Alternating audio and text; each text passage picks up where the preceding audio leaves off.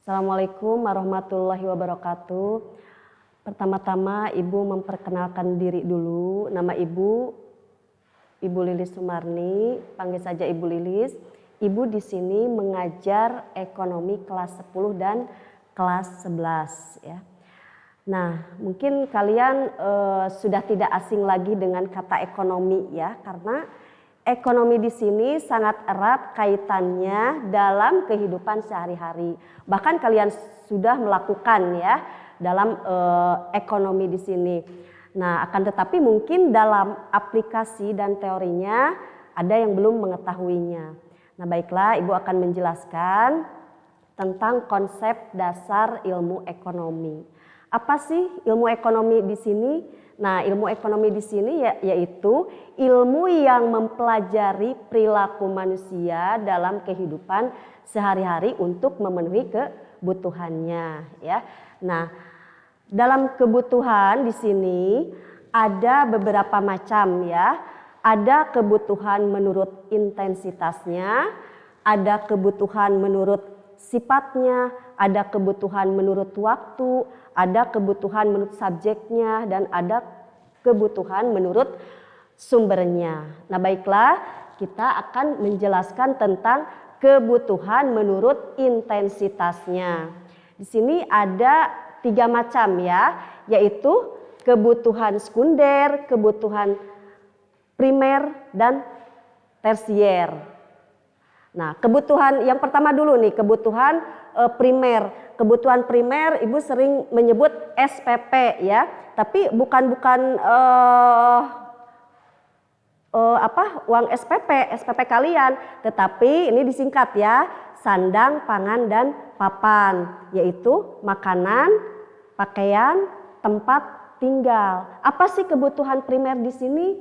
Nah, kebutuhan primer di sini yaitu kebutuhan yang harus dipenuhi. Maksudnya kebutuhan dasar ya. Nah, makanan, pakaian, dan tempat tinggal. Nah, yang kedua di sini yaitu kebutuhan sekunder. Apa kebutuhan sekunder di sini? Yaitu kebutuhan yang dipenuhi apabila kebutuhan primer sudah terpenuhi. Jadi kita harus bisa memilih dulu ya skala prioritasnya. Jadi mana kebutuhan yang penting, yang tidak penting. Nah, yang kedua yaitu kebutuhan sekunder. Kita sudah memiliki memenuhi kebutuhan primer ya, makanan, pakaian, dan tempat tinggal. Nah, setelah itu kebutuhan sekunder, kita punya beras misalnya. Kebutuhan beras ini kan pokok ya, yang dasar. Berarti harus memakai alat ya. Misalnya kalau sekarang itu Magicom ya. Nah, beras itu kan harus dinanak dengan Magicom. Nah, berarti itu Magicomnya kebutuhan sekunder. Terus selain itu pakaian kan tidak disimpan begitu saja, akan tetapi kita kebutuhan sekundernya yaitu misalnya menggunakan lemari. Tempat tinggal pun sama ya. Nah, kebutuhan sekundernya misalnya tidak hanya rumah saja, tetapi harus ada peralatan, misalnya meja, kursi, dan lain sebagainya. Nah, itu. Yang ketiga yaitu kebutuhan tersier. Nah, kebutuhan tersier di sini apabila kebutuhan primer dan sekunder sudah terpenuhi. Jangan salah ya, jangan kita misalnya kebutuhan tersier dulu, tetapi kebutuhan primer tidak dipenuhi. Tetapi kebutuhan tersier itu boleh dipenuhi apabila kebutuhan primer dan sekunder sudah terpenuhi. Misalnya kita sudah punya tempat tinggal, peralatan ya. Nah, baru kita misalnya ingin membeli kendaraan, misalnya membeli mobil atau misalnya membeli apartemen. Nah, itu kan jadi kebutuhan yang luks ya, itu namanya. Nah, itu kebutuhan menurut intensitasnya. Yang kedua yaitu kebutuhan menurut sifatnya ya. Nah, kebutuhan menurut sifatnya di sini dibagi lagi menjadi 2 bagian, yaitu kebutuhan jasmani dan kebutuhan rohani. Apa sih kebutuhan jasmani? Kebutuhan jasmani itu yang menggunakan fisik ya, fisik manusia, badan kita. Kita kan perlu makan ya, kita perlu makan misalnya. Terus supaya kita sehat, berolahraga. Nah, itu dikatakan kebutuhan jasmani. Yang keduanya yaitu kebutuhan rohani. Kebutuhan rohani di sini apa ya? Nah, kebutuhan rohani adalah kebutuhan yang dirasakan oleh jiwa manusia ya. Misalnya rekreasi itu kan dirasakan oleh jiwa kita. Selain itu juga beribadah itu dirasakan oleh jiwa ya, oleh jiwa manusia.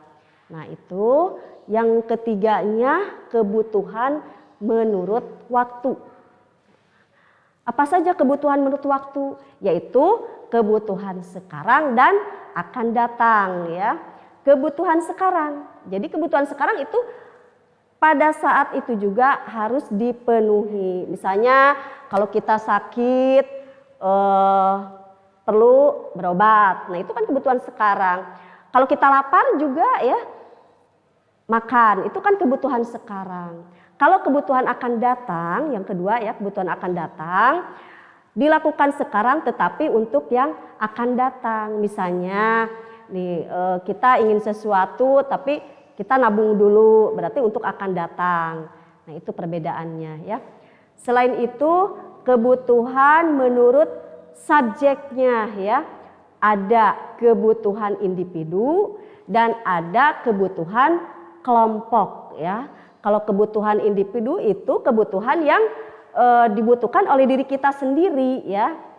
Kebutuhan akan makan itu kan oleh diri kita sendiri. Sedangkan kebutuhan kelompok yaitu kebutuhan yang oleh semua orang ya.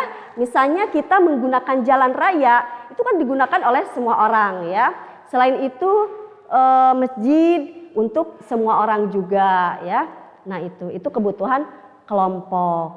Nah, terus yang selanjutnya yaitu kebutuhan menurut sumbernya. Ada kebutuhan sosial, ada kebutuhan psikologis ya.